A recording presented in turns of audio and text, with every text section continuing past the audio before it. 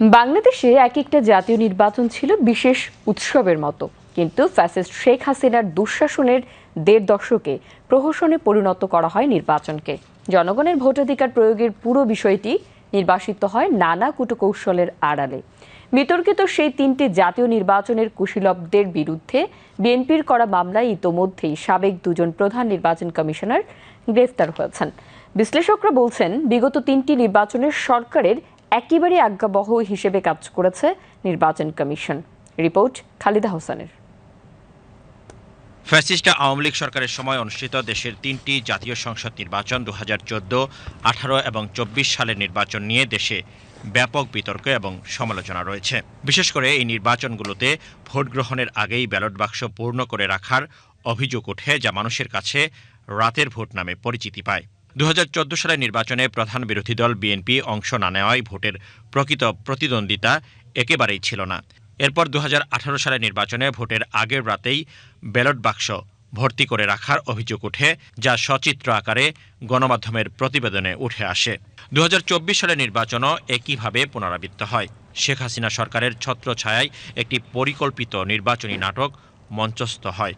১৮ সালের নির্বাচন আমি নির্বাচন করতে পারি নাই, আমার স্ত্রী নির্বাচন করেছে। সে তার উপরে গুলি থেকে শুরু করে সব রকমের নির্যাতন করা হয়েছে।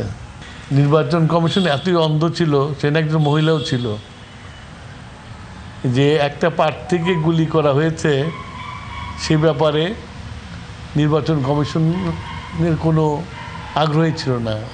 অথচ নির্বাচন তফসিল ঘোষণার পরে যারা নির্বাচনে প্রতিদ্বন্দ্বিতা করে তাদের প্রত্যেকের সুরক্ষা দেওয়ার দায়িত্ব নির্বাচন কমিশনের, কিন্তু সেটা তো করেই নাই।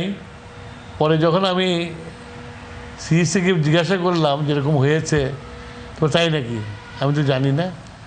তো এইরকম দলকানার সিএসিদের শাস্তি আইন অনুযায়ী শাস্তি দেওয়া প্রয়োজন, যাতে ভবিষ্যতে কোনো সিএসি হলে সে যেন তার যে নিরপেক্ষতা সেই মানদণ্ড জানে তারা চলে। আর এ বিষয়ে নির্বাচন কমিশন বরাবরই অভিযোগ অস্বীকার করে এসেছে।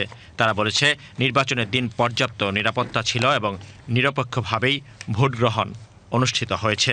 দায়িত্ব কিন্তু ছিল নির্বাচন কমিশনের। যিনি প্রধান নির্বাচন কমিশনার আছেন তিনি কিন্তু দায়িত্ব এড়াতে পারেন না। কোশ্চেন আসতে পারে যেমন যে তখন তো শেখ হাসিনা যা বলতেন তাই হতো, তার নির্দেশ না মানলে তার জীবন নাশের হুমকি থাকতো।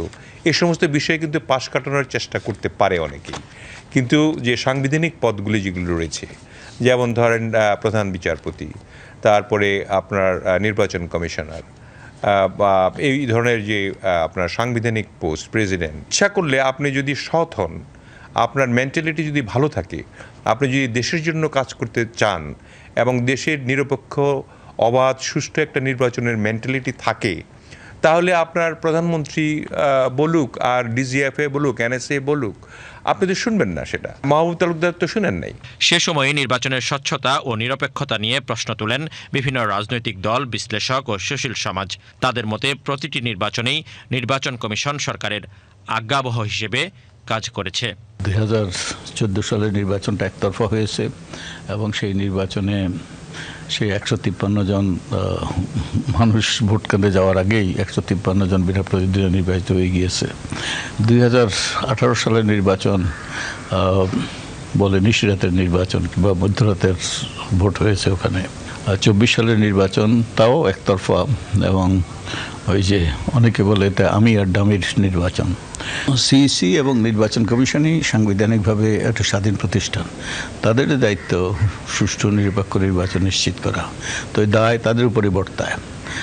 তাদেরকে অগাধ স্বাধীনতাও দেওয়া হয়েছে, অগাধ ক্ষমতাও দেওয়া হয়েছে, তারা যাতে এই কাজটা সুচারুরূপে করতে পারে। তো তারা যদি এই কাজ করতে অপারগই নয়, শুধু যদি কোনো রকম তারা অন্যায়ের সাথে যুক্ত হয়, তারা যদি কারচুপি নির্বাচন করে, জালিয়াতি নির্বাচন করে, দায় তাদেরকে নিতে হবে। বিশ্লেষকরা বলছেন, যতদিন একটি নিরপেক্ষ ও স্বচ্ছ নির্বাচনী ব্যবস্থা নিশ্চিত না হয়, ততদিন নির্বাচন নিয়ে দেশে বিতর্ক চলতেই থাকবে। Khalida Hossain, BTV news, Dhaka.